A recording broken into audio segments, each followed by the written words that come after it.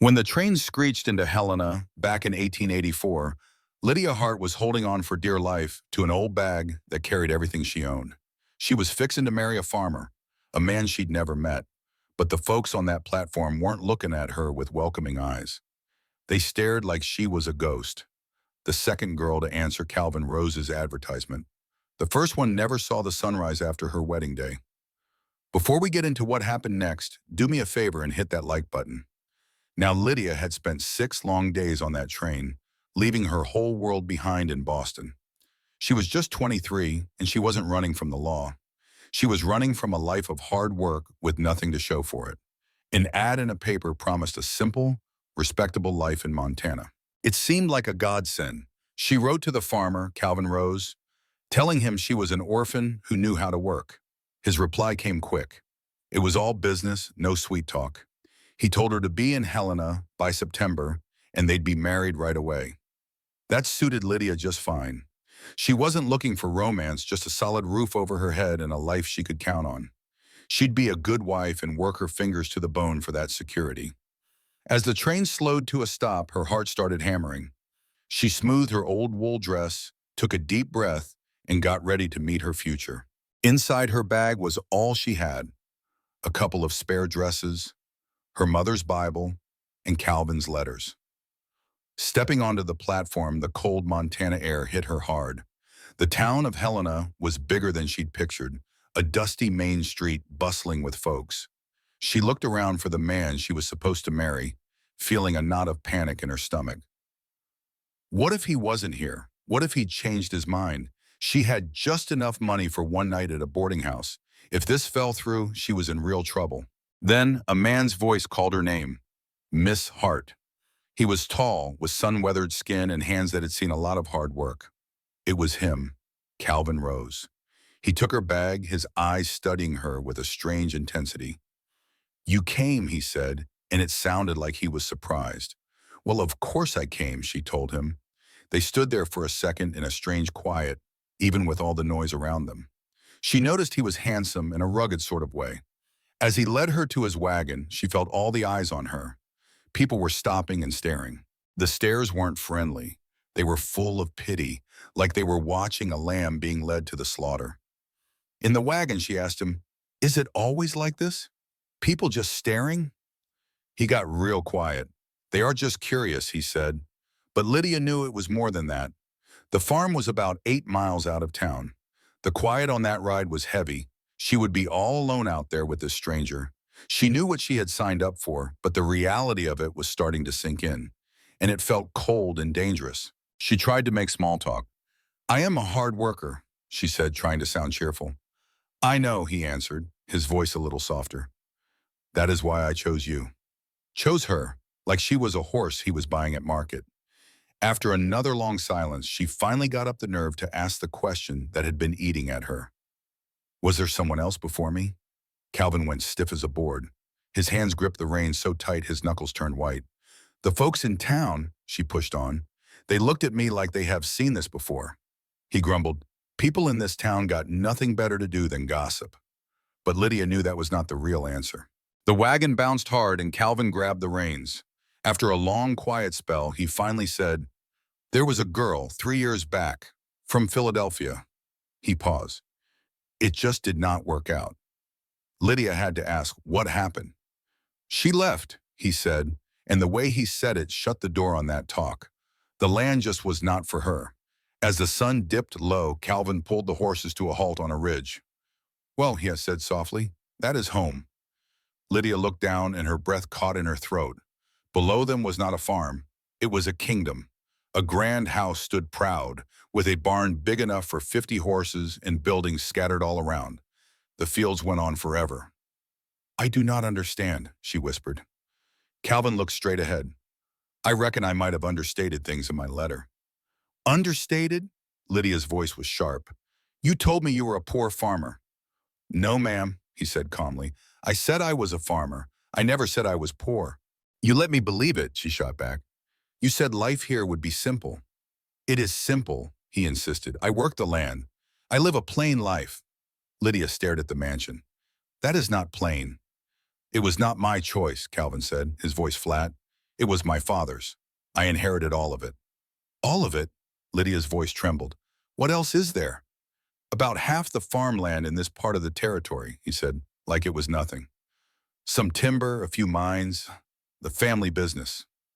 Lydia's hands balled into fists. Why did you lie to me? I did not lie. You tricked me. Why? For the first time, Calvin turned and looked her square in the eye. His gray eyes were filled with a deep worry. Because the last girl who knew the truth, he said quietly, she disappeared the night before our wedding. Margaret Fielding was, he said. She knew exactly what she was getting into. My aunt made sure of it. She knew about the house, the land, and all the money.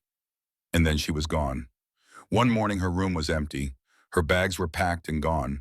It was like she had never even been there. Lydia felt a chill run down her spine. Did you look for her? Of course we looked, he said. The sheriff searched for weeks. We sent wires to every town we could think of. We found nothing. Or someone made her disappear, Lydia said, the words hanging heavy in the air. Calvin's hands tightened on the reins. I do not know what happened to Margaret, but I know that money can bring the wrong kind of trouble. I figured maybe pretending to be poor would be safer. Safer, Lydia cried. You brought me all the way out here on a lie to keep me safe? What if what happened to her happens to me? Take me back to town, she demanded. Right now. Lydia, please listen. Calvin's voice was urgent. I know this is a shock, but I did not bring you here to put you in danger. I brought you here because I need someone real. Someone who came for the right reasons. Lydia let out a short, bitter laugh. I came because I was desperate, with nowhere else to go. Yes, he said simply. That means you chose this life, not the money. It means I can trust you. Trust you? You lied to me from the very start. I held back the truth. It is not the same. It is exactly the same. I cannot do this. Take me back. With what money? The question hung in the air. He softened his tone. Lydia, just give me one night. Meet my aunt. Hear the whole story. If you still want to leave in the morning, I will pay for your ticket home myself. She wanted to say no, but he was right. She was broke. She was trapped. One night, she said, her voice like ice. And I want the whole truth. No more holding back. Deal, Calvin said, and the wagon started rolling downhill. But Lydia, he added, when we get to that house, do not trust anyone completely. Not even me. The warning should have scared her, but it just made her angry. If Calvin Rowe thought she was some helpless flower, he was dead wrong. She had survived worse than this.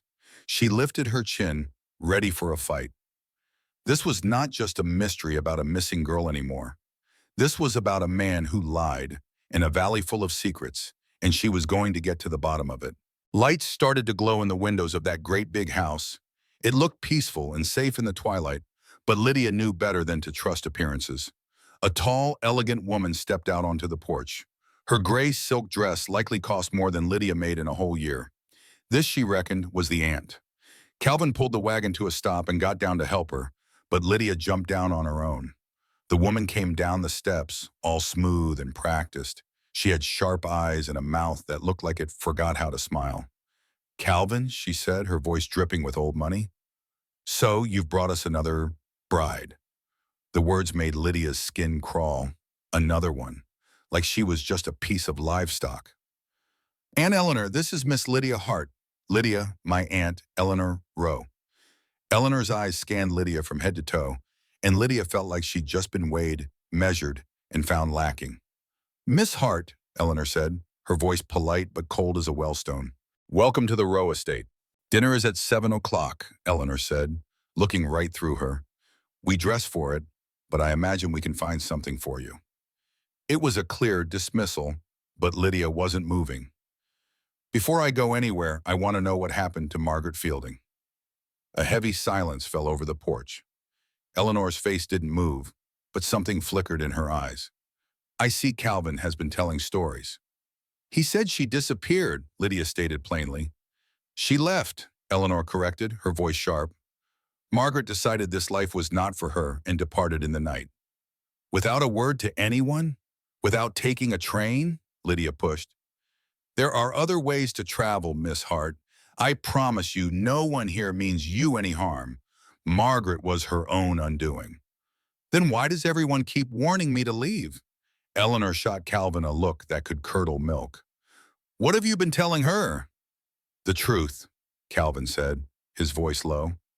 The truth, Eleanor snapped, is that Margaret was unstable. She had wild ideas about conspiracies and fled in a panic. That is the truth. But Lydia heard a little tremor in her voice, a hint of fear. Just then, a young girl appeared in the doorway, maybe 16 years old, with a tired look on her pretty face. Is this her? She asked softly. Caroline, this is Miss Hart, Eleanor said, her composure back in place. Caroline walked slowly down the steps. When she got close to Lydia, she leaned in and whispered, Leave tonight if you can. Do not stay here. Then she stepped back and said in a normal voice, Welcome to the Rowe estate, Miss Hart. The fear in that girl's eyes was real. Lydia knew right then she had walked into something dangerous. These secrets were big enough to make a young girl terrified in her own home. Eleanor clapped her hands. Martha, show Miss Hart to her room. A housekeeper appeared, her face a careful blank mask. This way, miss. Lydia looked over at Calvin. He just stood by the wagon watching her.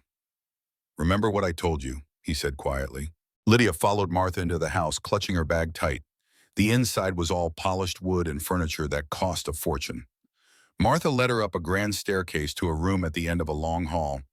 This was Miss Margaret's room, the housekeeper said quietly. Mrs. Rowe had it made ready for you. Of course it was. They put her in the missing girl's room.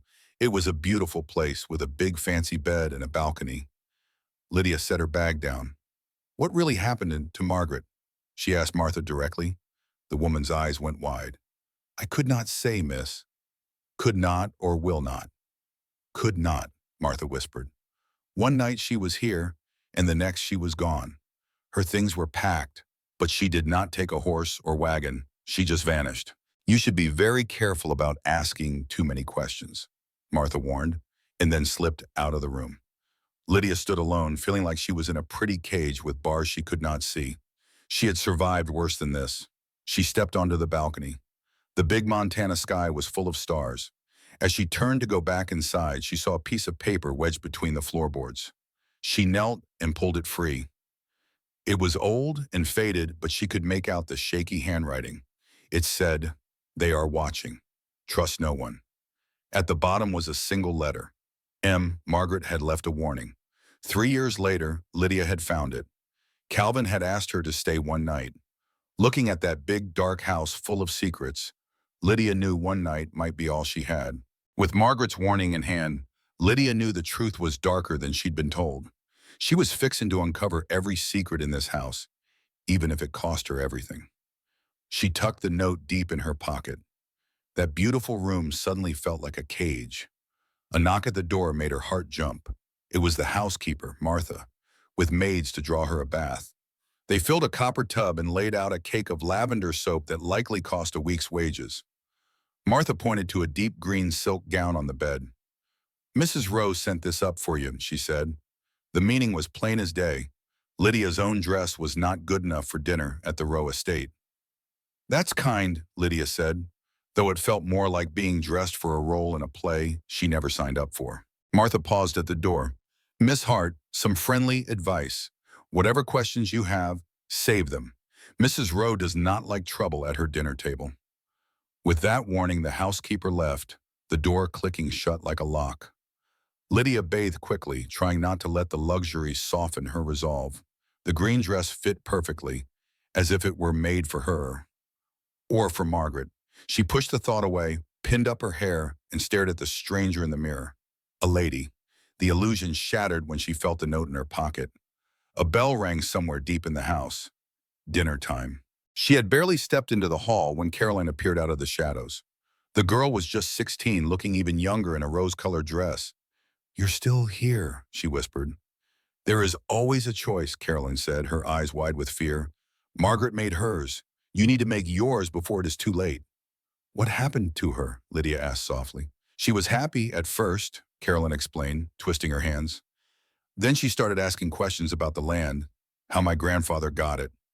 Mother told her to stop, but Margaret wouldn't listen. What did she find out? I do not know.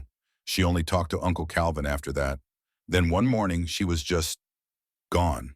My mother says a lot of things, Carolyn said with a bitterness beyond her years. The night before she vanished, I heard her crying in this very room. She said, I cannot marry him. God help me, I cannot marry him.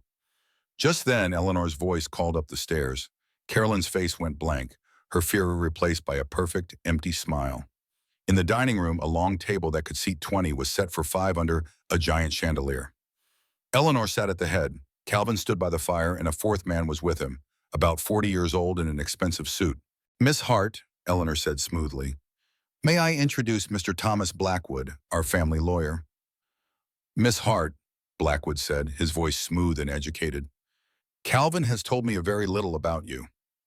There is not much to tell, Lydia replied, taking her seat. I am an orphan from Boston who answered an advertisement.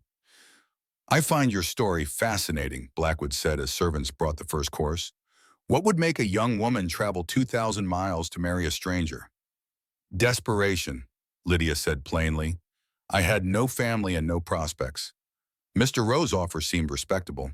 Merely making conversation, Calvin, Blackwood said, his smile never reaching his eyes. After all, she will need to be intelligent if she is going to be the next Mrs. Rowe. Eleanor quickly changed the subject, asking Lydia about Boston. No family at all? Carolyn asked, her voice full of curiosity. No one who will worry about you? No one. The words hung in the silence. Lydia realized her mistake right away. She had just told these strangers that if she disappeared, no one in the whole wide world would come looking for her. Blackwood's smile grew just a little. The food was fine, but Lydia could hardly taste a bite. Now, I reckon you want to know what happened to the last girl, Eleanor said, her voice as dry as a West Texas creek bed. Calvin told me you were curious. She was a city girl named Margaret, and she just up and left, decided this life was not for her. Folks make it sound like some big mystery, but it happens. What she did not say was that Margaret vanished in the dead of night. Lydia looked straight at the old woman. Calvin mentioned she was interested in the family's history, Eleanor scoffed. She got obsessed with how my husband's father built this ranch, read old papers and stirred up trouble. Calvin spoke up, his voice low. She found out my grandfather was not always what you would call an honest man. Some of this land was taken in ways that were legal back then, but they sure were not right. Mr. Blackwood, the lawyer, smiled a little. In those days, a man made his own luck. Your grandfather was just better at it than most folks. Better at what? Lydia asked. Eleanor's eyes flashed with fire. He built an empire from nothing. He saw a chance, and he took it. That is what strong men do. But Margaret thought he ought to apologize for something, Lydia pushed. What was it? What did she find? That is private family business, Eleanor snapped. Calvin, you need to explain to Miss Hart that she is not family yet. He has a right to know what she is marrying into, Calvin said quietly. She has a right to enjoy the good things that come with our name, Eleanor shot back. She does not have a right to dig up old bones. Unless digging up those old bones is what got Margaret killed, Lydia said. The words fell on the table and shattered the silence. Eleanor's face went pale as a sheet. You cannot prove such a terrible thing, she whispered, her voice trembling with fury. Then prove I am wrong, Lydia challenged. Show me one letter, one telegram, anything that proves she left this place alive. We do not have to prove a thing to you, Blackwood said, his tone turning hard. You are a hired girl playing detective. And if I keep asking questions? Lydia's temper finally broke. Will you make me disappear too? Is that what happened to Margaret? Did she ask one too many questions for your comfort? Enough! Calvin stood so fast his chair screeched on the floor. Lydia, come with me. Now he walked out and Lydia followed, feeling every eye in that room burn into her back. Inside his study, he shut the door. What in the world are you doing? He asked. Finding the truth, she shot back. You lied to me, Calvin. You brought me to a place where the last woman in my shoes vanished, and your family acts like it is just another Tuesday. This is not normal. No, he said, his voice heavy with weariness. It sure is not. But there are things you do not understand. Then tell me, Lydia demanded, what really happened to Margaret Fielding? He looked her right in the eye. I swear to you, I do not know. She was here one night and gone the next morning, he said. Her room was empty. All her bags, her clothes, everything. As if she had never set foot on this ranch. You think she just walked off into miles of open country in the dark? I think something scared her bad enough to run, he admitted. But I do not know what. She was asking me about my grandfather, about how he got all this land. She was real interested in one family, the Hendersons. Their farm is part of this estate now. It happened about 40 years ago. The records say they sold out and moved back east. But Margaret found an old-timer in town who remembered things differently, Calvin continued. He said the Hendersons did not want to sell. They were forced out. Their barn burned down one night. Their cattle started dying. Their oldest boy was beat up pretty bad by men he never saw. After 6 months of pure misery, they gave up and sold the land to my grandfather for pennies on the dollar. Lydia felt a chill run down her spine. He terrorized them. It looks that way, Calvin said grimly. Margaret believed he did it to other families too. She wanted me to help her find proof, to make things right if we learned this fortune was built on stolen land. I told her yes. I said if our family did wrong, I would fix it. And the very next morning, she was gone. Now I am afraid someone made her disappear because she was about to uncover the truth. That is why I brought you here, Lydia, he finally confessed. It was not just to find a wife. Powerful men want this land. They are challenging my claim because I am not married. I needed to buy myself some time. Time to find out who silenced Margaret, and time to undo the damage my grandfather caused. Lydia looked at him, and for the first time, she saw the whole truth of it. So you do not need a wife, she said softly. You need a partner. They found Margaret's journal hidden beneath a loose floorboard in her old room. It had names, dates, and a map of all the land that was stolen. With that proof, they set a trap for Blackwood, the lawyer. They told him they were going to return the Henderson land. Blackwood, seeing his whole life's work of hiding the truth about to unravel, confessed everything. He had not killed Margaret. He had paid her to leave and threatened her family back east to make sure she stayed quiet forever.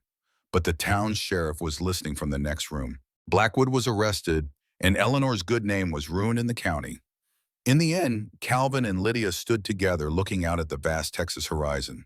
They started the long journey of giving the land back, piece by piece, to the families it belonged to. They found that building a future on honesty, well, that was the greatest fortune of all. Calvin turned to her, his face grim. He said a group of investors from back east, mostly railroad men, wanted his land. They aimed to run a line straight through the valley, and his ranch was in the way. The head of the bunch was a man named Garrett Hughes, staying over at the Grand Hotel in Helena. He'd been making threats, talking about how accidents happen to folks who stand in the way of progress. Calvin figured if his first fiancée, Margaret, found something to hurt his land claim, Hughes would have paid a pretty penny for it. A knock at the door cut him short. It was the foreman, Blackwood, telling Miss Hart it was time to retire. His voice was smooth, but it was an order. Blackwood gave her an empty smile. He said the family had its tensions, but Calvin was a good man. He told her to get some rest, saying things would look clearer in the morning. It felt like a dismissal. As Lydia passed him, Calvin grabbed her arm. "Lydia, lock your door tonight," he whispered. "If you hear anything at all, you come find me." The warning sent a chill right through her, but she just nodded.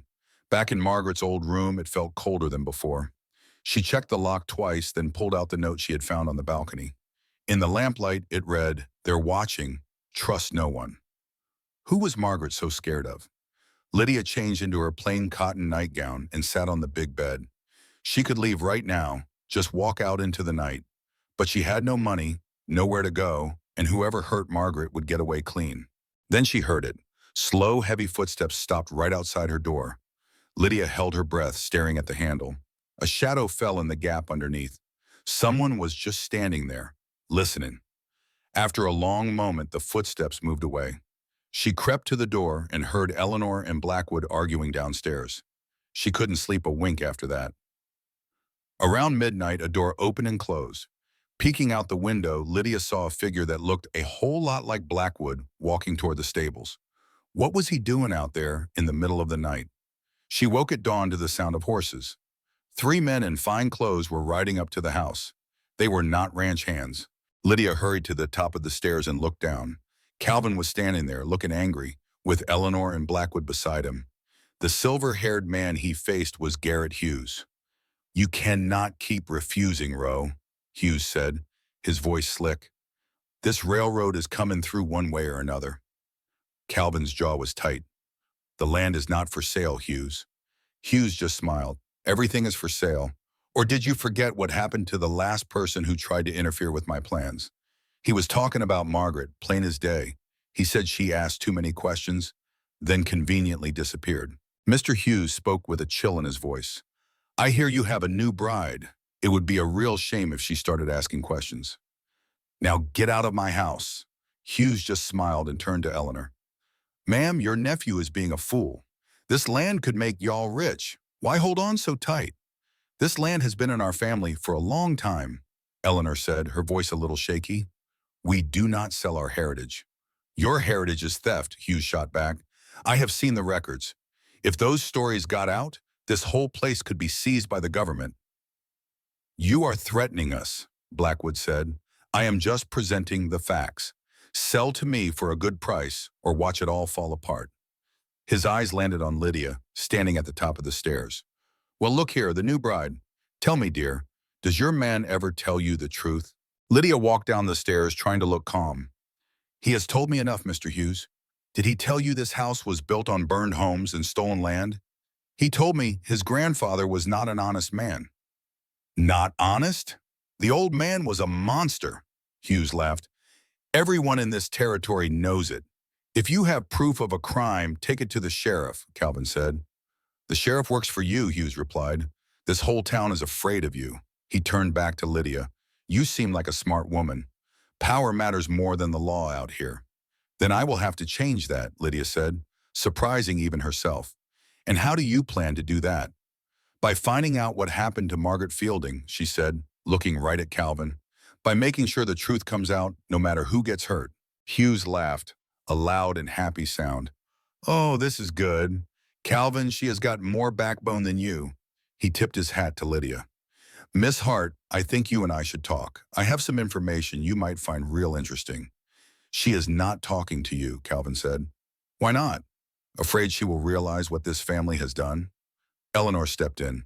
"Mr. Hughes, you have made your point. Please leave now." He stared right at Lydia. "If you want the truth about Margaret, find me at the Grand Hotel. I will tell you everything your fiancé will not." "Do not listen to him," Calvin warned. "He is trying to split us apart." Hughes just smiled. "Maybe I am. But that does not mean I am lying." He tipped his hat and walked out the door. The moment he was gone, Eleanor turned on Calvin. "This is exactly what I feared. You brought another outsider here to tear us apart, just like Margaret tried." "Lydia is not Margaret," Calvin said. "No, she is worse," Eleanor snapped. "That one will get us all killed." The words hung in the air. "That is enough, Blackwood," the lawyer said. "Do not tell me what is enough," Eleanor shot back. "I need people to stop bringing chaos into my house." "This is my house, Eleanor," Calvin said quietly. "You have done a fine job with it," she sneered. "First Margaret, now this girl. You keep inviting wolves in." "I am not a wolf," Lydia said. "I just want the truth." "The truth," Eleanor laughed, "is that this family did what it had to do to survive." Eleanor insisted you cannot judge the past by today's standards. Lydia replied softly, "I can when the past includes murder." The words settled in the quiet hall. Eleanor's face went hard as rock. "What did you say?" "Margaret did not just leave," Lydia said, her voice clear. "Someone in this house killed her, and all of you know it." Eleanor's rage was a cold fire. "Get out of my house, now!" She pointed a trembling finger at Lydia. "I want her gone before the sun goes down." "I am not going anywhere," Lydia said, surprised by her own calm. "Not until I learn what happened to Margaret Fielding." "You're just making things worse," Calvin pleaded. "How could they be worse?" Lydia asked him. "Your aunt wants to throw me out, and the woman who stood in my shoes is dead. So no, Calvin, I will not be quiet." Just then, the thud of horse hooves broke the tension. 4 riders were coming up the drive, moving fast. One wore a sheriff's star on his vest. Blackwood stared out the window, his expression grim. "Calvin, did you send for the law?" "No, I did not." The sheriff swung down from his horse and walked to the door. Calvin opened it. "Sheriff Morrison, what brings you all the way out here?" "Sorry to disturb you folks," the sheriff said, pulling off his hat. "But I have some new information about the disappearance of Margaret Fielding 3 years back." His gaze swept the room and landed on Lydia. "And I understand you have another young woman staying here now." "I am Lydia Hart," she said, stepping forward. "What is this about?" "Ma'am, I have to ask you some questions, and I need to search the property." Blackwood, the lawyer, stepped in. "On what grounds?" Morrison simply pulled a folded paper from his pocket. "On the grounds of this warrant, it is based on information from a federal investigator." "What federal investigator?" Calvin asked, his voice tight. A woman stepped out from behind the sheriff. She was dressed in a simple traveling suit and had eyes that missed nothing. "That would be me," she said, showing a small badge pinned to her coat. "Special Agent Catherine Webb, Department of Justice." She looked straight at Lydia. "Margaret Fielding was not a mail-order bride. She was an investigator working for my department. We sent her here to gather evidence on how the Rowe estate was built on stolen land." The truth struck the room like lightning. Margaret had been a federal agent, and her planned wedding was just a cover. "If you have evidence of a crime, present it," Blackwood blustered. "Oh, I have plenty," Agent Webb answered calmly. She nodded to her men. "Sheriff, your deputies can start the search. If Margaret's body is on this property, we are going to find it." As lawmen began turning the house upside down, Webb turned back to Lydia. "Miss Hart, you are in serious danger. The questions you started asking are the same ones Margaret asked right before she disappeared." She led Lydia out onto the porch, away from the chaos. "We need to talk, and we need to talk right now." Webb opened a little notebook. He told Lydia, "Let me tell you the truth about Margaret. She came here in April of 1881. Her job was to find proof that Calvin's grandfather, James Rowe, was a crook. We believed he used fraud and fear to get his land. Calvin mentioned folks being run off their property. It was worse than that, Lydia, a whole lot worse. The Henderson family's barn did not burn down by accident. James Rowe's men lit the match. When Henderson tried to rebuild, they poisoned his well. He still would not sell, so they beat his boys so bad he never walked straight again. The law did nothing because James Rowe owned them all. The judge, the sheriff, they were all on his payroll. Margaret found 12 families who were forced out by violence. She also found 3 people who refused to leave and then died under strange circumstances. We called it murder, but we could not prove it. That is why Margaret needed physical evidence, something nobody could deny.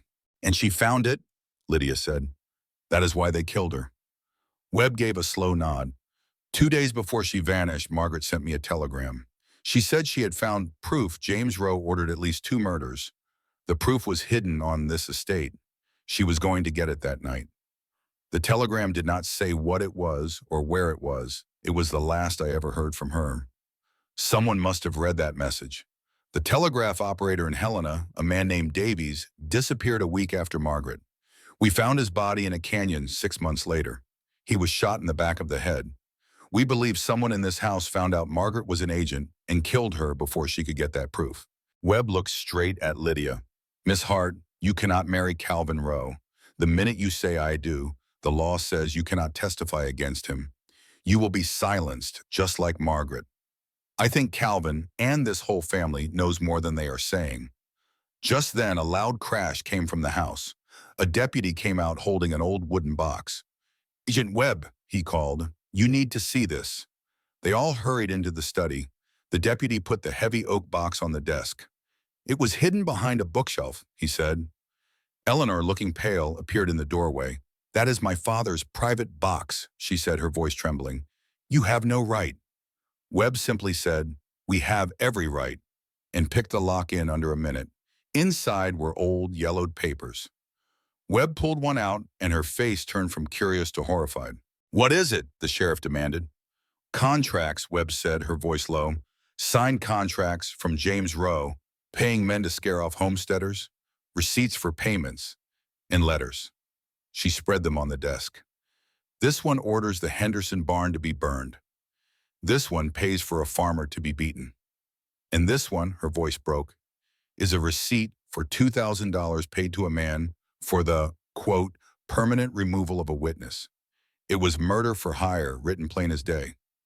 Calvin picked up a letter, his hand shaking. "This is my grandfather's handwriting," he whispered. "It is real." Eleanor looked defeated. James was a hard man, but that was 40 years ago.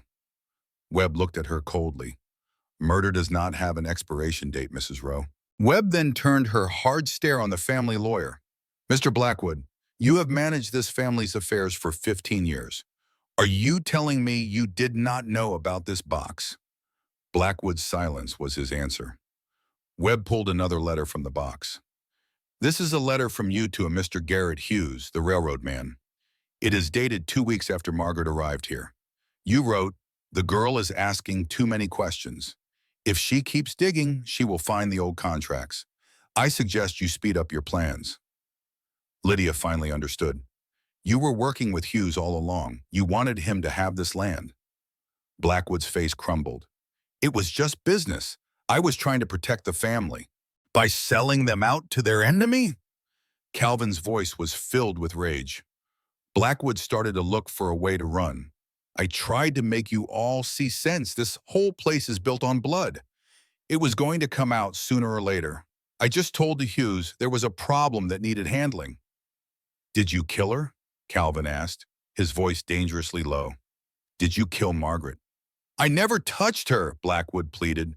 "I just told Hughes she was a problem." Webb shook her head in disgust.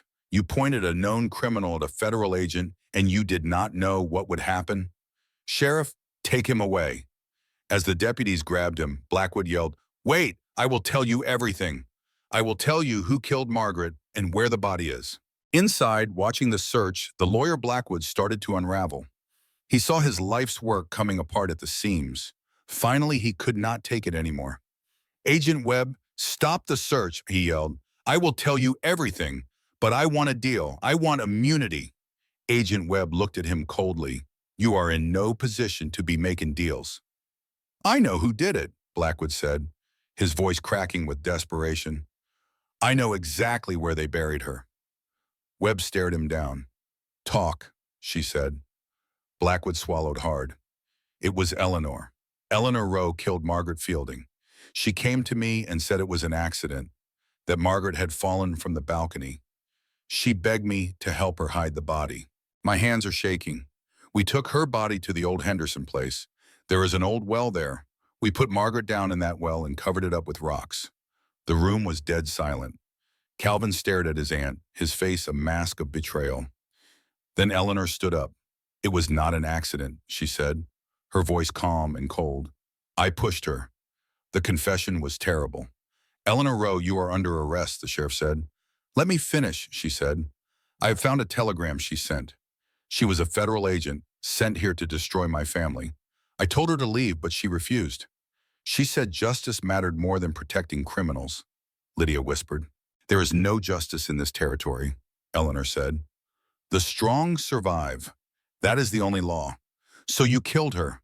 "I pushed her off the balcony. I heard her neck break." Her voice was flat. "Then Thomas and I cleaned everything up. We made it look like she ran away." "I did it to protect this family," she said, looking at Calvin. "Your grandfather gave us a future. I would not let some agent from back east take it away." "You murdered an innocent woman," Calvin said, his voice cracking.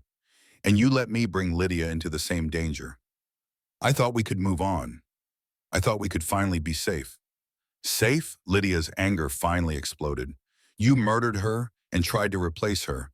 You put me in her room wearing her clothes while she was rotting in a well." "I did what I had to do," Eleanor said, but the certainty was gone from her voice. "You would not understand." A federal marshal named Webb cut her off. "Your family built its fortune on murder and theft, and you killed a federal agent to keep it that way. There is no legacy here, Mrs. Rowe, just blood." The deputies put Eleanor and Blackwood in shackles. Eleanor looked at her daughter. "Caroline, please. I did all this for you." But Caroline just turned her back. As they were led away, Marshal Webb told his men to go to the old Henderson place and dig up the well. He wanted Margaret Fielding's body recovered and given a proper burial. Lydia stood in the middle of all the proof of the family's crimes. Calvin sat with his head in his hands, and Caroline looked completely broken. Marshal Webb walked over to her. "You did a good thing here, Miss Hart. Your questions broke this whole thing wide open. Lydia shook her head. I just wanted to know the truth. Sometimes, Webb said, that is more than enough. What will you do now? I can get you safe passage back to Boston. Lydia looked around the room at all the pain this house held. She thought of Margaret, who died fighting for the truth. I am not going anywhere, she said, her voice steady. Webb looked her right in the eye. You know, testifying against this family will make you enemies. I understand, Lydia replied, but if I walk away now, then Margaret's death means nothing at all. Calvin finally looked up, a flicker of hope in his tired eyes. Model? Lydia, you do not owe us a thing, Calvin started, his voice worn clean out. Agent Webb is right. Speaking up will put you in real danger. But Lydia stood her ground. Your granddaddy built this fortune on the backs of good people. Your aunt took a federal agent's life. Someone has to say it is not right. They had been. Calvin's voice was barely a whisper. I will testify. I will tell them everything. Agent Webb shook her head. They will say you are just trying to save your own skin. Miss Hart, on the other hand, has nothing to gain. Her words will matter more. Carolyn, small and broken, finally spoke up. What about me? Webb's face softened a little. You are a minor, Carolyn. We will need a statement, but that is all for now. Caroline's eyes filled with tears. My mother is going to prison, is she not? That is for a jury to decide, Webb said gently. But she made her own choices. You are not to blame. Caroline turned and ran from the room. A door slammed upstairs. Calvin looked like he had aged 10 years in an hour. Caroline will need someone. She is only 16. He looked at the papers on his desk. I do not even know if I will keep this place. The government might take it. That is a separate fight, Webb told him, but you might face lawsuits from the families your grandfather ran off their land. Let them have it, Calvin said, his voice bitter. Every last acre. This place is built on blood and lies. That is not true, Lydia said, surprising them both. The land is not evil. What was done here was evil. What matters is what you do now. Calvin looked at her, a hint of wonder in his eyes. You are not your granddaddy, Calvin. You are not your aunt. You get to choose what kind of man you want to be. You can use this place to make things right. I do not know if I can. It has to be possible, Lydia insisted, or else Margaret died for nothing, and this just goes on forever. Agent Webb cleared her throat. Miss Hart is right. Your choices now will decide what happens. Cooperate and make things right with the families who were hurt. I will do whatever it takes, Calvin said. I will sell it all to pay back what my family stole. That is a start, Webb said, gathering the papers. For now, I need you both to come to Helena. We need your formal statements on record before anyone can disappear. Now, Lydia asked. Right now, Webb confirmed. I have seen too many cases fall apart. Calvin paused at the door. Agent Webb, when will they bring Margaret home? My men are likely there already. We should know by this evening. Calvin nodded and left to get the wagon. Webb turned back to Lydia. This is a brave thing you are doing. The trial will take months. You will need to stay in Helena. Can you afford that? No, Lydia said, meeting her gaze. I have $23 to my name, but I will find work. I will make do. The Department of Justice offers a small payment for witnesses. It will cover a room and food, Webb told her. But you also need to think about your safety. When this trial starts, powerful people are going to be very unhappy. Men like Garrett Hughes, politicians, businessmen, they might try to scare you. Lydia thought about Margaret Fielding, left in a well for 3 years. Then I will be careful, she said, but I will not be silent. For the first time, Webb gave a real smile. I believe you. Margaret would have liked you. She was stubborn, too. Did you know her well? Well enough. She was one of our best, fearless. She knew this assignment was dangerous, but she said someone had to stand up to the corruption. Webb's voice got quiet. I should have pulled her out sooner. Her death is on my hands as much as Eleanor's. That is not true, Lydia said softly. I sent her into danger, Webb insisted.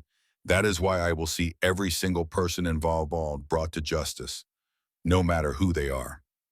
The sound of the wagon pulled up outside. Through the window, Lydia saw Calvin helping a crying Caroline into the seat. What will happen to her? Lydia asked. She is just a child. She will likely stay with family, Webb said, or Calvin might become her guardian. Her life is about to change forever, Webb added. The daughter of a convicted killer does not have an easy path. None of us do, Lydia said. No, Webb agreed, but at least our path will be an honest one. Outside, Calvin waited by the wagon. Caroline is coming with us, he said. She ought not to be alone. Lydia climbed in beside Caroline, who leaned against her and started crying again. Lydia put an arm around the girl. It is going to be all right, she whispered, not knowing if she believed it. No, it is not, Caroline sobbed. Nothing will ever be all right again. Lydia just held her. The wagon ride to Helena was quiet. Webb rode her horse ahead. Calvin drove, his eyes on the road. Caroline cried herself to sleep on Lydia's shoulder, and Lydia just watched the big Montana sky roll by, wondering how her life had turned upside down in a single day. The next morning, a feeling of purpose had replaced her fear. They got to Helena around noon. Calvin went straight to the sheriff's office. Webb and Morrison were already there, talking low and urgent. We have a problem, Webb said as they walked up. Hugh heard about the arrests. He skipped town. Where did he go? Calvin asked, his voice tight. No one knows. Took the first train heading east this morning. By the time we knew he was running, he was long gone. Webb looked frustrated. Without Hughes, we can't tie the murder of the telegraph operator to Eleanor and Blackwood. They will claim he acted on his own.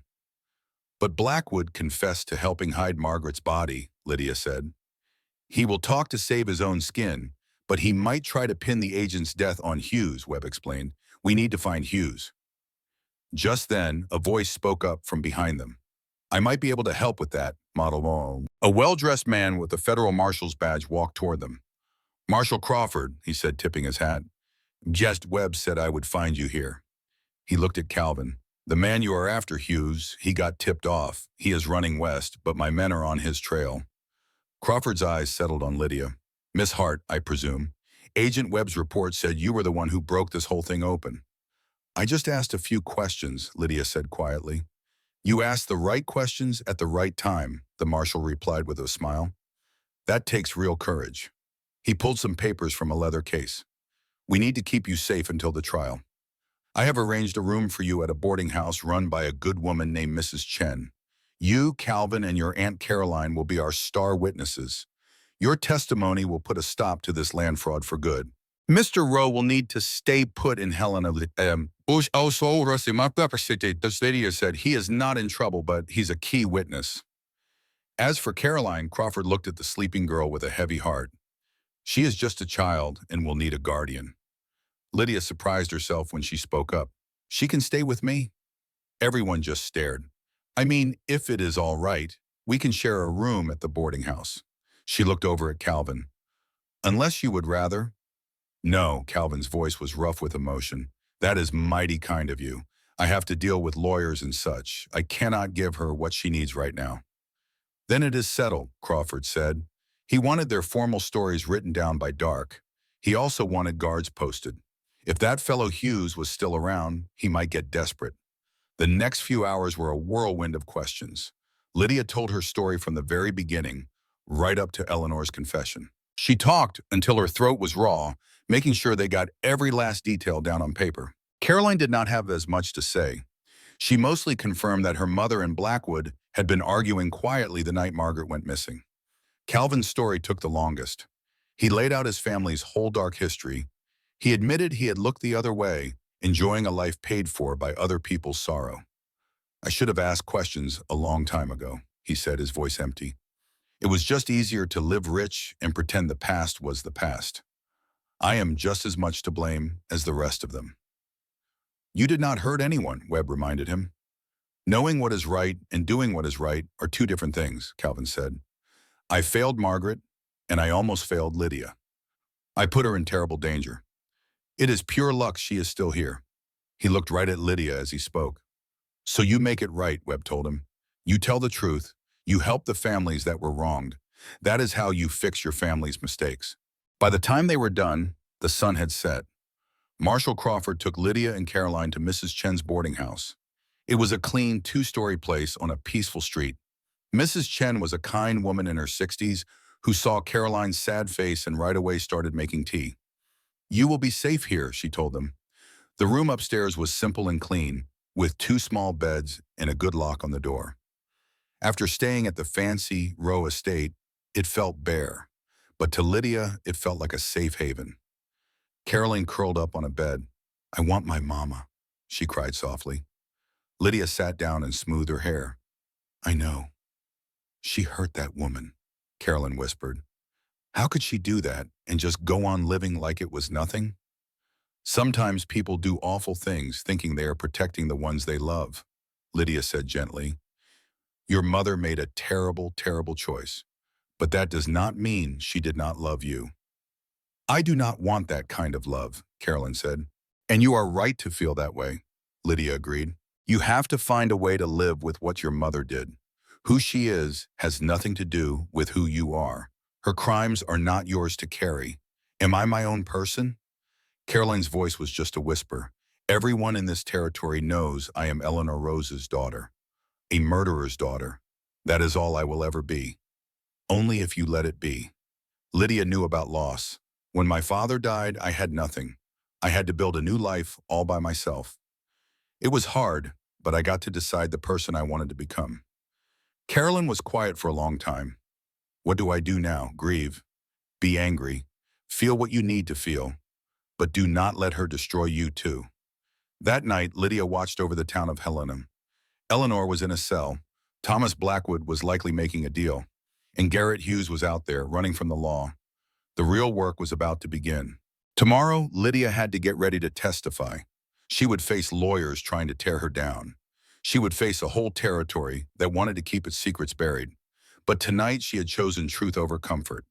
It was the same choice Margaret Fielding made, and it cost her dearly. A soft knock came at her door. It was Calvin. "I just wanted to check on Caroline," he said.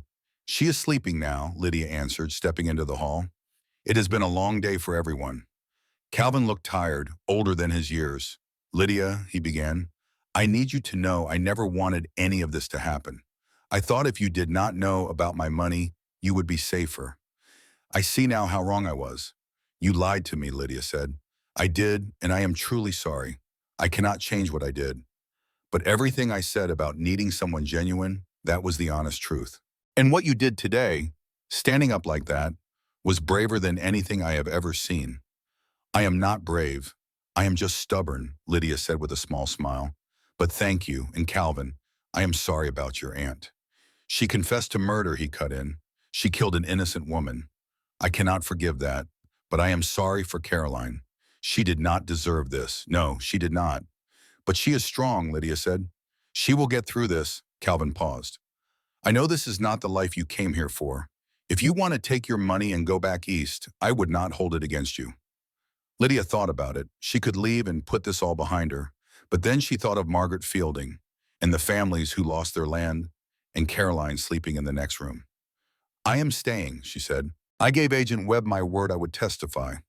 Margaret deserves justice." "Then I will make you a promise," Calvin said. "When this is all over, I am selling the estate. I will give the money to the families my grandfather hurt. I will spend my life trying to make up for what my family did." "It is a start," she said. "It will never be enough, but it is what I can do." He turned to leave, then stopped. "Lydia, one more thing. The marriage is off, I know. But if you ever need anything, help or protection, you tell me.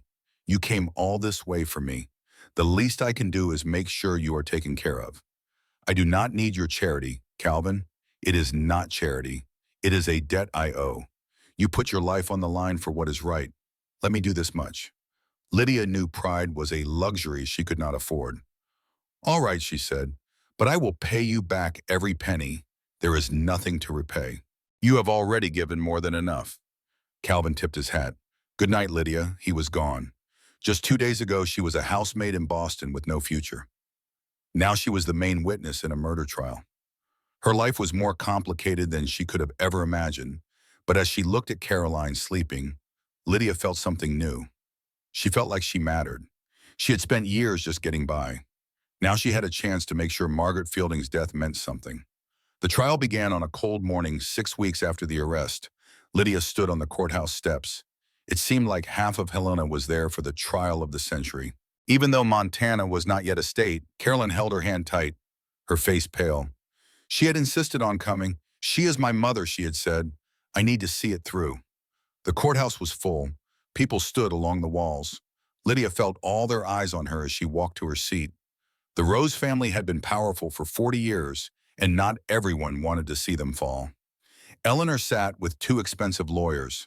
She looked smaller now, but her back was straight. When she looked at Lydia, her eyes were empty, like she was a stranger. Thomas Blackwood sat at another table. He had made a deal to testify for a shorter time in prison. The confident lawyer was gone. In his place was a broken man just waiting for what came next.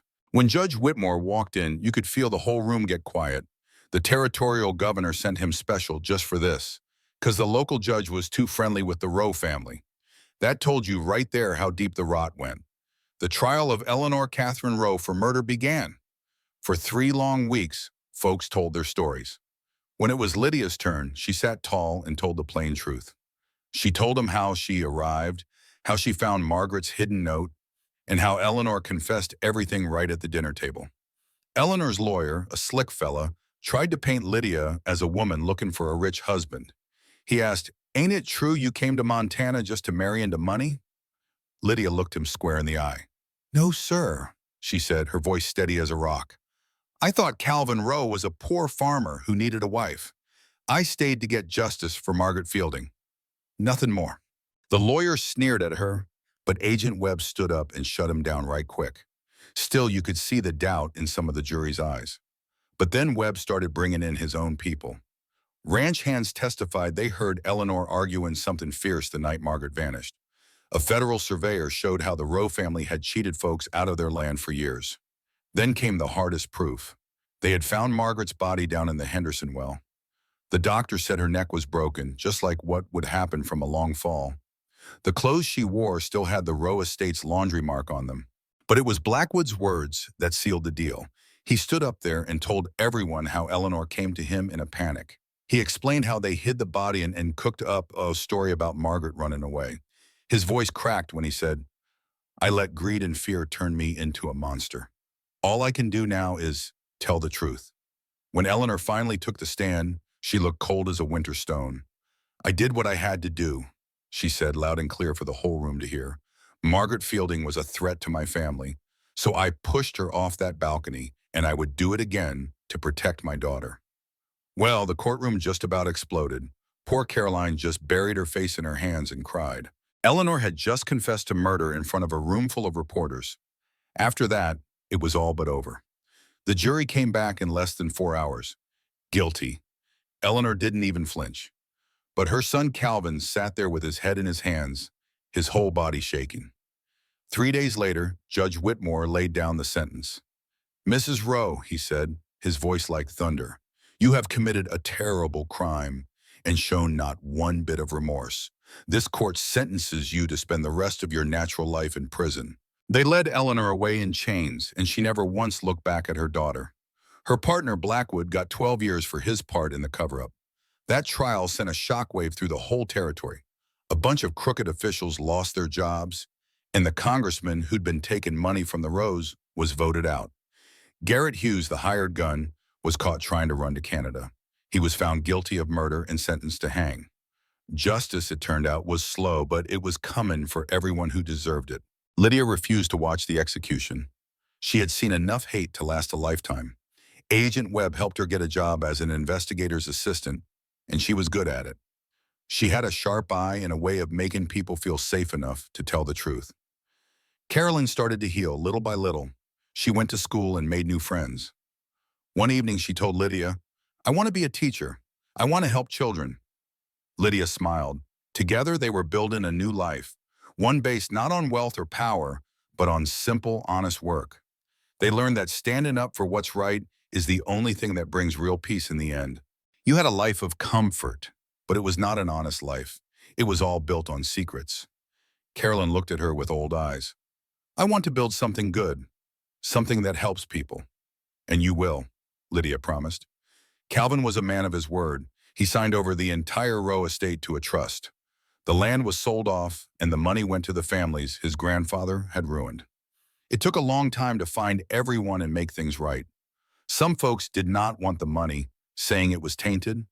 Others took it as the only justice they would ever see. Calvin kept almost nothing. He sold his things, got a small apartment in Helena, and found a simple job as a clerk. Lydia would see him on the street sometimes. They would nod politely, but that was all. Then one evening, Calvin showed up at Mrs. Chen's with a big envelope. "I wanted to give this to you myself," he said. Inside was the deed to a small house on the edge of town and a bank book with a little money in it. "What is this?" Lydia asked, completely stunned. "The house was my grandmother's. The money is what is left of my inheritance after paying all the debts," he explained. "It is not a fortune, but it is a start." "Calvin, I cannot take this. Please," his voice was quiet but firm. "Let me do this one good thing. You gave up everything to see justice done. You took care of Caroline. You worked to clean up my family's mess. Let me give you something back for it. I did not do it for money." "I know," he said, looking her straight in the eye. "That is why you deserve it more than anyone. I cannot change the past, Lydia, but I can make sure you have a safe future. Please let me have that peace." Lydia looked down at the papers. It was a home. It was security. It was everything she had ever dreamed of. "On one condition," Lydia said, "Caroline gets half of everything." For the first time, Calvin gave a real smile. "I already set up a trust for her education. This is for you, Lydia. You earned it." After he left, Lydia stared at the deed. Just 6 months ago, she was a housemaid with only $23 to her name. Now she owned a home and had a real purpose, helping bring justice to good people. The house itself was small but solid, with a little garden out back. Caroline helped her move in. "It is perfect," Caroline said, looking around the kitchen. "I can keep the spare room for when you visit," Lydia suggested. Caroline's eyes filled with tears. "You would want me to visit?" "Of course," Lydia said. "You are, bien, mom, family, the kind you choose, which is always better." They spent the rest of the day making the little house a home. That night, making tea on her own stove felt like a miracle. This place was hers. No landlord, no worries about rent. For the first time, she was truly on her own. She continued her work with the prosecutor, learning all about territorial law from Agent Webb, who became a mentor to her. One afternoon, Webb invited her to a meeting about women's suffrage. "I do not know anything about it," Lydia admitted. "Then it is time you learn," Webb told her. "Women like us are the ones who will change the laws. We have to make our voices heard." Lydia went to the meeting mostly out of curiosity, but when she heard women speak about the right to vote and own property, something lit up inside her. She realized she had been fighting for these same things all along. Every time she stood up to Eleanor Rowe and refused to be silenced, she was fighting to be treated as a whole person, not as someone's property. That summer, the governor ordered a full investigation into land fraud across the entire Montana territory. Agent Webb was put in charge, and she immediately asked Lydia to join her team. "It will be hard work and long travel," Webb warned, "but we are going to clean up this territory for good." "When do we start?" was all Lydia asked. They traveled all over Montana, talking to families who had been cheated out of their land. They dug through dusty records and built cases against powerful men. By autumn, they had enough evidence to charge 17 landowners and 12 officials. The message was clear. The old ways were ending. That same fall, Caroline started school to become a teacher. She was finally beginning to heal. "I will use my mother's name," she told Lydia, "not to honor her, but to remember I have a choice in who I become." Then one last time, Calvin appeared at Lydia's door. He looked thinner but more at peace. "I am leaving it," he said, "heading to California. There is nothing left for me here." He wanted to start over, to be someone not defined by his family's crimes. "You could stay," Lydia offered. "You have helped make things right." "I cannot fix what my family broke," he said. "The best thing I can do is get out of the way." He handed her an envelope. "This is a letter for Caroline." He admitted he was a coward about goodbyes and that Caroline deserved a clean break from the past. Lydia took the letter knowing he had to leave on his own terms. "Will you write?" she asked. "Let us know you are all right." He just looked at her and said, "Maybe." Calvin just stood there a good long while looking at her. He said, "Lydia Hart, you are the bravest woman I have ever known. You came to Montana with nothing to your name and built something real." He tipped his hat.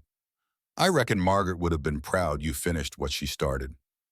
Lydia watched him walk away, this man she almost married, and hoped he'd find some peace out in California. A year ago, she had stepped off that train a scared woman, expecting a simple farm life. Instead, she found herself tangled in a web of lies and murder, left to fend for herself. But she did not run. She stood her ground and fought for a woman she never even knew. Now, with the first snow fallen, Agent Webb pulled up in a government wagon. "Got 3 new cases for us," Webb said, her eyes shining. "Landowners out east. Looks like the same dirty business as before. You feeling up for another go?" Lydia looked at those papers, then at the snow. The woman who arrived here a year ago would have been terrified, but that woman was gone. In her place was someone who understood that just being safe is not the same as truly living. "I'm up for it," Lydia said. "When do we head out?" That evening, Caroline stopped by, all excited about her schooling. "We are learning how to be proper teachers," she said, happy as a clam. Then she got quiet. "I got a letter from Uncle Calvin. He says meeting you changed his life for the better." Caroline looked right at Lydia. "You changed my life too. If you had not been brave enough to stand up to my mother and demand the truth, I would still be trapped in that house of lies. You gave me a chance to be my own person." Lydia just shook her head. "You freed yourself, Caroline. Our own. I just asked the questions nobody else dared to ask." After Caroline left, Lydia sat in the quiet of her home. She thought about the life she had built from scratch. She remembered Margaret finally getting a proper burial in Eleanor Row, who would spend the rest of her days in a prison cell. She thought about the families who finally got a measure of justice after 40 long years. She came here looking for safety, for an honest, simple life. But she learned that the most important things, like independence, purpose, and truth, cannot be given to you. You have to fight for them. You have to earn them yourself. 2 days later, she was in Agent Webb's wagon, heading east toward the mountains and whatever came next. The sun was coming up, painting the whole sky golden pink. Lydia Hart came to Montana as a mail-order bride, just looking for a safe harbor. Instead, she became a force for justice in the territory. As the wagon rolled on, she finally smiled, because for the first time in her whole life, she was not running from something. She was running toward it. She was running toward the future she had chosen for herself. The mail-order bride was gone for good. In her place stood a woman who belonged to nobody but herself.